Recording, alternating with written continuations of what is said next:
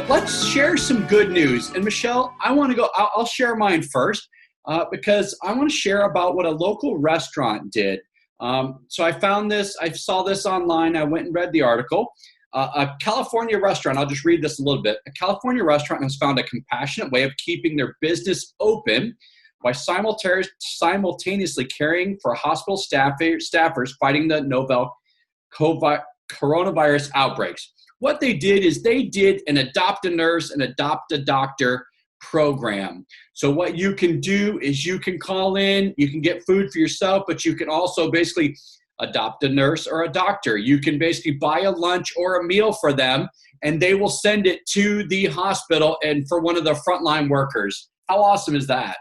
I love it. That's so innovative. And I've seen a lot of meal drop-offs from restaurants just, feeding hospitals for a day. And I know a lot of the city of Tampa work has been around getting sponsored lunches for those frontline workers, including, firefighters and things like that. But I love the idea that you can adopt, someone in one of those essential worker fields and support your local restaurant. That's amazing.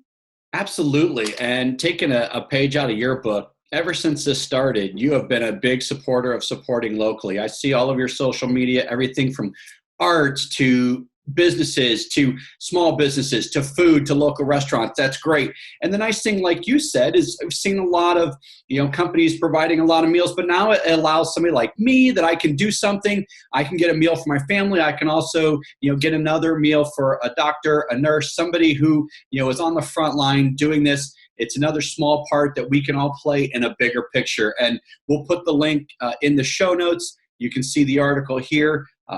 Just a great feel-good story. So glad to share that. So Michelle, what do you have this week? Oh my gosh, it was so interesting. I have a friend who is actually a music therapist, and she's this incredibly talented musician, and she also does a lot of therapy work, and she'll visit hospitals. Currently, she's doing a lot of virtual sessions, and she shared a resource on Facebook that she's taking part of, and I loved it. Her name is Eileen. So Eileen posted about the Child Life Disaster Relief, and they have a series of webinars going on called Coping Through Connection. So we know that there's going to be some long-term trauma from everything that this is causing in our kids and even within ourselves, but we don't really know what it's going to look like or how it's going to come out. And we don't, for most of us, at least not me as a parent, know how to talk to my children about it or be able to recognize some of those post-traumatic stress behaviors. So they are offering free webinars for kids who just want to join and connect with others and talk about what they're going through.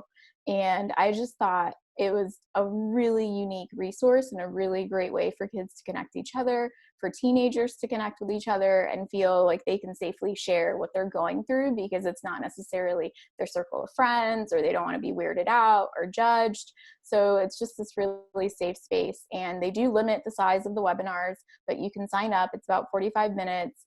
And each webinar, I believe, has 2 licensed professionals who will help moderate the conversation. So I just thought that was a really neat way for kids to get help and help process what they're going through. That's great. What a wonderful resource and story to share, because we're all going through this, and this is a great opportunity for kids to have a community where they feel safe, that they can share and realize, that they're not alone. There's a Same Here movement going on right now for mental wellness, mental health awareness right now, the month of May. It's all about Same Here. We're all going through something. We're all doing this together. This is a first time for all of us. And it's nice that you found a place where students can share and they can be a part of a community and realize that they're not alone in this. That's just a wonderful, wonderful thing to share. We'll put the information in the show notes and share that right here.